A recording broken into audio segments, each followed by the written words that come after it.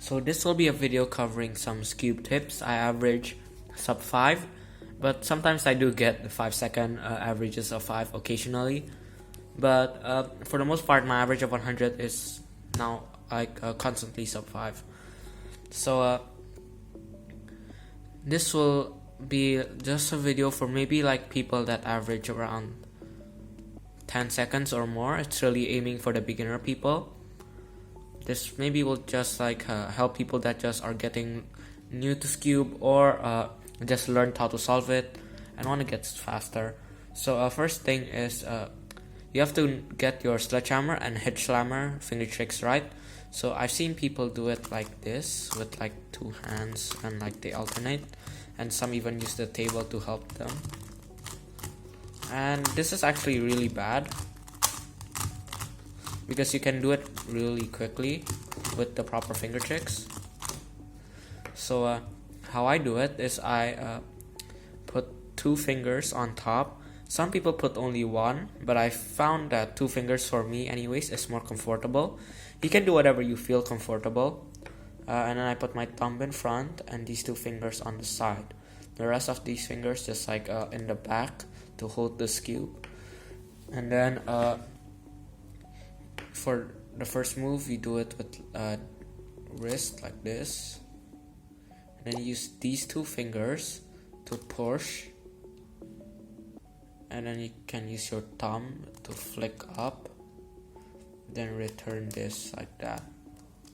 So once again, down, then 2 fingers to push, thumb to flick, and then put back. Should look something like that. And you can do it really fast, like that. So yeah. Next for hedge, I put my thumb on top and like these 2 fingers over here. Some people, I see that some people put 3 of their fingers here, like this. I don't find that very comfortable, so I put these 2 here. And so for the first down move, you do with that. Then I use the thumb and these 2 fingers in the back to like do this. Then I use these 2 fingers to like drag this up and then put this back. So it's like this.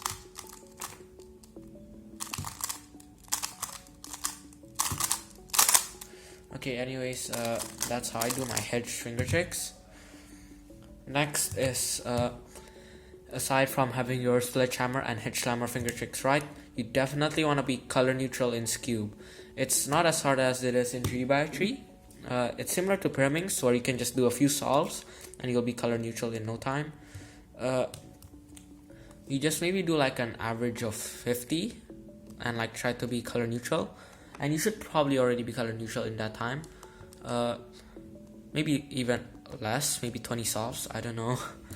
Took me pretty quick to become color neutral.